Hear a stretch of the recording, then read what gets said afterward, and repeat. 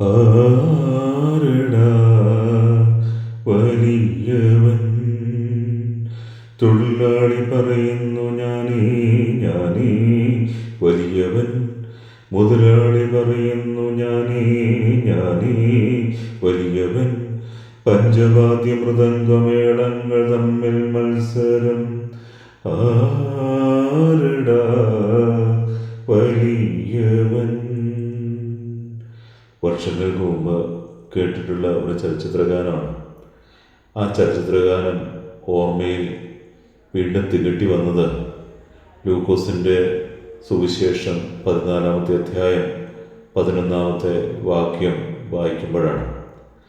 തന്നെ തന്നെ ഉയർത്തുന്നവൻ താഴ്ത്തപ്പെടും, തന്നെ തന്നെ താഴ്ത്തുന്നവൻ ഉയർത്തപ്പെടും. ആരാണ് വലിയവൻ എന്ന ചോദ്യം ആദ്യം ഉയരുന്നത് സ്വർഗത്തിലാണ്. യെശയ്യാ 14:12 മുതൽ 15 വരെ ലൂസിഫർ എന്ന ചെകുത്താൻ സൃഷ്ടിക്കപ്പെട്ടതെങ്ങനെയെന്ന് വ്യക്തമാക്കുന്നു. ഉഷസ്സിൻ്റെ പുത്രനായ പ്രഭാത നക്ഷത്രമേ, നീ എങ്ങനെ ആകാശത്തു നിന്ന് വീണു? ജനതകളെ കീഴടക്കിയിരുന്ന നിന്നെ എങ്ങനെ തറയിൽ വെട്ടി വീഴ്ത്തി? നീ തന്നെത്താൻ പറഞ്ഞു, ഞാൻ സ്വർഗത്തിലേക്ക് കയറും, ഉന്നതങ്ങളിൽ ദൈവത്തിൻ്റെ നക്ഷത്രങ്ങൾക്കുപരി എൻ്റെ സിംഹാസനം ഞാൻ സ്ഥാപിക്കും, ഞാൻ അത്യുന്നതനെ പോലെയാകും. എന്നാൽ നീ പാതാളത്തിൻ്റെ അഗാധ ഗർത്തത്തിലേക്ക് തള്ളിയിടപ്പെട്ടിരിക്കുന്നു. വിചാരത്തിൽ വലിയവൻ എന്ന ചിന്ത സ്വർഗത്തിൽ ഉണ്ടാക്കിയ അന്തഛിദ്രം എന്തെന്ന് വെളിപാട് 12-ാമത്തെ അധ്യായം 7 മുതൽ 9 വരെ യോഹന്നാൻ നമുക്ക് മുമ്പിൽ വരച്ചു കാട്ടുന്നുണ്ട്. സ്വർഗത്തിൽ ഒരു യുദ്ധമുണ്ടായി. മിഖായേലും അവൻ്റെ ദൂതന്മാരും സർപ്പത്തോട് പോരാടി. സർപ്പവും അവൻ്റെ ദൂതന്മാരും എതിർത്ത് യുദ്ധം ചെയ്തു. എന്നാൽ അവർ പരാജിതരായി. അതോടെ സ്വർഗത്തിൽ അവർക്ക് ഇടമില്ലാതെയായി. ആ വലിയ സർപ്പം, സർവ്വലോകത്തെയും വഞ്ചിക്കുന്ന സാത്താനെന്നും പിശാചെന്നും വിളിക്കപ്പെടുന്ന ആ പുരാതന സർപ്പം ഭൂമിയിലേക്ക് വലിച്ചെറിയപ്പെട്ടു. അവനോട് കൂടെ അവൻ്റെ ദൂതന്മാരും. പശ്ചാത്താപിക്കാനായിട്ട് ഒരിക്കലും പിശാചിന് കഴിയുന്നില്ല. അതുകൊണ്ട് തന്നെ അതിനൊരു തിരിച്ചുപോക്കും ഇല്ല. കാരണം അഹങ്കാരം, അതാണ് പിശാചിൻ്റെ ഏറ്റവും വലിയ മുദ്ര. ഡെവിൾ എന്നുള്ള വാക്ക് ഡയബോളിസ് എന്ന വാക്കിൽ നിന്നാണ് ഉരുത്തിരിയുന്നത്. ഇതിൻ്റെ അർത്ഥം ശൈഥില്യമുണ്ടാക്കുന്നവൻ എന്നാണ്. അഹം എന്നുള്ള ഭാവം നിറയുമ്പോഴാണ് മനുഷ്യരിൽ പിശാച് ഏറ്റവും തീവ്രമായിട്ട് പ്രവർത്തിക്കുന്നത്. എവിടെയെങ്കിലുമൊക്കെ ഒന്ന് പോട്ടെ എന്ന് വെക്കാനും എവിടെയെങ്കിലുമൊക്കെ ഒന്ന് താഴ്ന്നു കൊടുക്കാനും ഒക്കെ തയ്യാറാകുമ്പോൾ ഒരുപാട് പ്രതിസന്ധികളും പ്രശ്നങ്ങളും ഒഴിഞ്ഞു മാറും എന്നുള്ളതാണ് സത്യം. ഇവിടെ ഒരു വിരുന്നിൻ്റെ പശ്ചാത്തലത്തിൽ പ്രമുഖ സ്ഥാനങ്ങൾ കരസ്ഥമാക്കാൻ ക്ഷണിക്കപ്പെട്ടവർ തിക്കും തിരക്കും കൂട്ടുന്നതിനെ നോക്കിയാണ് കർത്താവ് തന്നെ ഉയർത്തുന്നവൻ താഴ്ത്തപ്പെടും എന്നുള്ള വാക്യം പറയുന്നത്. നമ്മൾ കാണുന്നുണ്ട്, തന്നെ ഉയർത്തപ്പെടുന്ന ആളുകളുടെ ജീവിതത്തിൽ, അവരുടെ ജീവിതത്തിൽ ദൈവം തന്നെ അവരുടെ ജീവിതയാത്രയെ എളിമ എന്നുള്ള പുണ്യം കൊടുക്കുവാൻ തക്കവണ്ണം അവർ ഉണ്ടെന്ന് വിചാരിക്കുന്ന പലതിനെയും എടുത്തു മാറ്റും എന്നുള്ളതാണ് സത്യം. ചിലർ ശിക്ഷിക്കപ്പെട്ടാലും ഒരിക്കലും ദൈവത്തിലേക്ക് തിരിച്ചു വരാനായിട്ട് കൂട്ടാക്കാത്ത പിശാച് കയറിയ മനുഷ്യരുണ്ട്. പിശാചിന് അനുദപിക്കാൻ കഴിയാത്തതുപോലെ മനുഷ്യർക്കും അനുദപിക്കാൻ കഴിയുന്നില്ലെങ്കിൽ അവരിൽ പിശാച് പ്രവർത്തിക്കുന്നു എന്നുള്ളതാണ് സത്യം. നമ്മളിൽ ഒന്നിൽ ദൈവം പ്രവർത്തിക്കും, അല്ലെങ്കിൽ പിശാച് പ്രവർത്തിക്കും.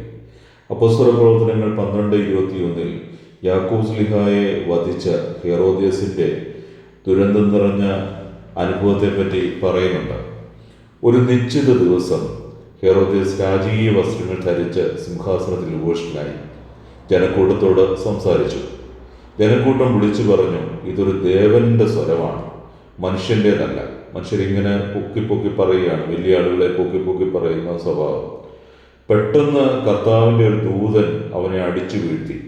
എന്നാൽ ദൈവത്തിന് അവൻ മഹത്വം നൽകിയില്ല. ശ്രദ്ധിക്കേണ്ടതാണ്, ദൈവത്തിന് അവൻ മഹത്വം നൽകിയില്ല. തന്നത് ദൈവമാണെന്നും നിർത്തിയത് ദൈവമാണെന്നും അവൻ മനസ്സിലാക്കിയില്ല. നിന്നതെല്ലാം ദൈവം നിർത്തിയതാണെന്നും നേടിയതെല്ലാം ദൈവം തന്നതാണെന്നുള്ള ബോധ്യം അവനില്ലായിരുന്നു. അവന് അടിച്ചു വീഴ്ത്തപ്പെട്ട് കഴിഞ്ഞിട്ട് പുഴുക്കൾക്കിരയായി അവൻ അന്ത്യശ്വാസം വലിച്ചു എന്നാണ് വേദപുസ്തകം നമ്മളോട് പറയുന്നത്. അഹങ്കാരം ദൈവത്തെയും മനുഷ്യനെയും വെറുപ്പിക്കുന്നുവെന്നാണ് സത്യം.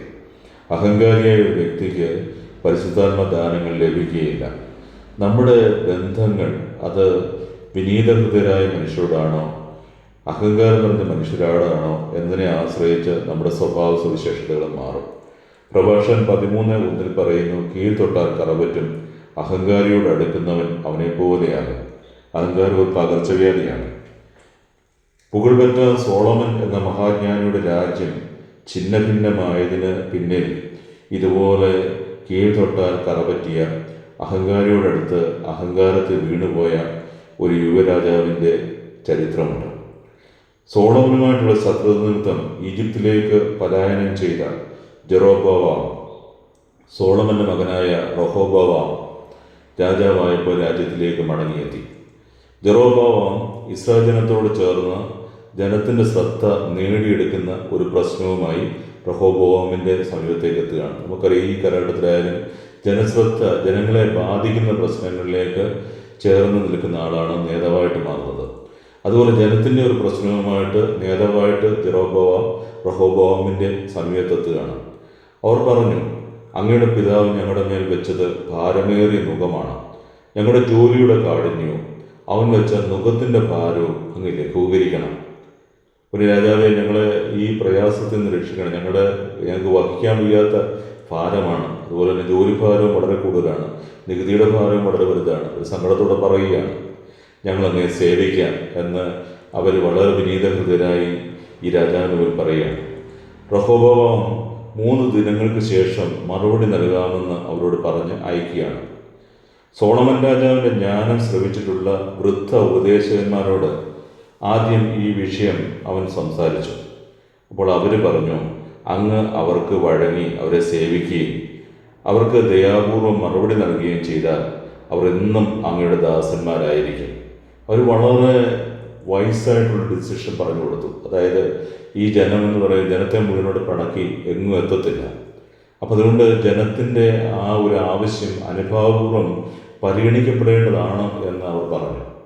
പക്ഷേ ഈ മനുഷ്യൻ തൻ്റെ അഹങ്കാരം നിമിത്തം ഈ മുതിർന്നവരുടെ ഉപദേശം നിരസിച്ചു കളഞ്ഞു.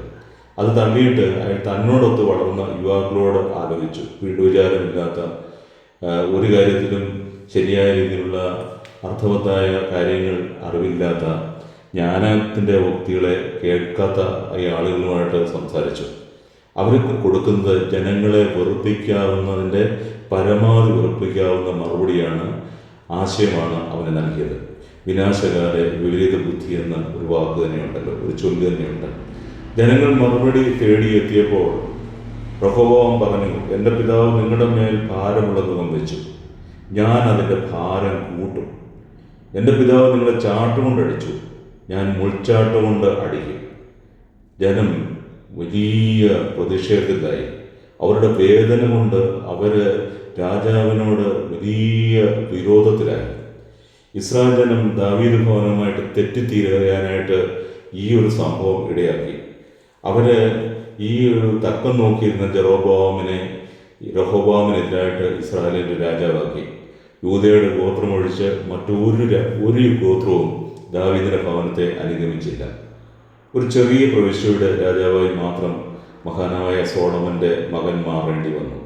നമ്മൾ ശ്രദ്ധിച്ചു നോക്കുക, സോളമൻ്റെ കാലത്ത് സ്വർണം കല്ലുപോലെയായിരുന്നെങ്കിൽ, അതുപോലെ സുലഭമായിരുന്നുവെങ്കിൽ ഈ മനുഷ്യൻ്റെ ജീവിതത്തിൽ നഷ്ടപ്രതാപിയായ ഒരു മനുഷ്യനായിട്ട് മാറി. ഈ റഹോബോവാമിനെ പറ്റി പ്രഭാഷകൻ 47:23 എഴുതിയിരിക്കുന്ന വാക്ക് ഏറെ ശ്രദ്ധേയമാണ്. ഏറ്റവും ജ്ഞാനിയായ സോളമൻ്റെ മകൻ എങ്ങനെയായി എന്നുള്ളത് പ്രഭാഷകൻ 47:23 പറയുന്നു. വിഡ്ഢിത്തത്തിൽ ഒന്നാമനും വിവേകത്തിൽ ഒടുവിലത്തവനും ആയ റഹോബോവാമിൻ്റെ ഭരണം ജനങ്ങളുടെ കലാപത്തിന് കാരണമായി എന്ന് പറയുന്നു. വിഡ്ഢിത്തത്തിൽ ഒന്നാമനായി വിവേകത്തിൽ ഒടുവിലത്തനായി സോളമൻ എന്ന മഹാജ്ഞാനിയുടെ മകൻ. അതായത് അഹങ്കാരത്തിന് പിന്നാലെ അവമാനമുണ്ട്, പിന്നെയുള്ളവരുടെ കൂടെ വിജ്ഞാനവും എന്ന സുഭാഷിതങ്ങൾ 11:2 പറയുന്നു. പരിശുദ്ധ ദൈവമാതാവ് തൻ്റെ സ്തോത്രഗീതത്തിൽ ദൈവമാതാവായിട്ട് അവിടുന്ന് മാറുന്നതിൻ്റെ ഒരു വലിയ കാരണം നമ്മുടെ മുമ്പിൽ നമുക്കായിട്ട് നൽകുന്നുണ്ട്. അവിടുന്ന് തൻ്റെ ദാസിയുടെ താഴ്മയെ കടാക്ഷിച്ചിരിക്കുന്നു. ധനവാന്മാരെ സിംഹാസനത്തിൽ നിന്ന് മറിച്ചിടക്കുകയും എളിയവരെ ഉയർത്തുകയും ചെയ്യുന്നവനാണ് ദൈവം എന്ന് അവിടുന്ന് പറയുന്നു.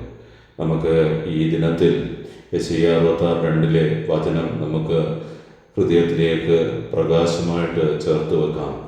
നമ്മുടെ ജീവിതയാത്രയിൽ വീഴും മുമ്പേ വിനീതനാകുവാൻ ദൈവമേ അനുഗ്രഹിക്കണമേ എന്ന് നമുക്ക് പ്രാർത്ഥിക്കാം. യെശയ്യാ 66:2 ആത്മാവിൽ എളിമയും അനുതാപവും ഉണ്ടായിരിക്കുകയും എൻ്റെ വചനം ശ്രവിക്കുമ്പോൾ വിറയ്ക്കുകയും ചെയ്യുന്നവനെയാണ് ഞാൻ കടാക്ഷിക്കുക. ആത്മാവിൽ എളിമയും അനുതാപവും ഉണ്ടായിരിക്കുമ്പോൾ കർത്താവിൻ്റെ വചനം നമ്മൾ ശ്രദ്ധിക്കും. ശ്രദ്ധിക്കുമ്പോൾ നമ്മുടെ കുറവുകളെപ്പറ്റി നമുക്ക് ബോധ്യമുള്ളവരാകും. കർത്താവിൻ്റെ ഉപദേശങ്ങൾ സ്വീകരിക്കുവാൻ നമ്മുടെ മനസ്സ് ഒരുക്കമുള്ളതാകും. ദൈവം നമ്മളെ അനുഗ്രഹിക്കട്ടെ.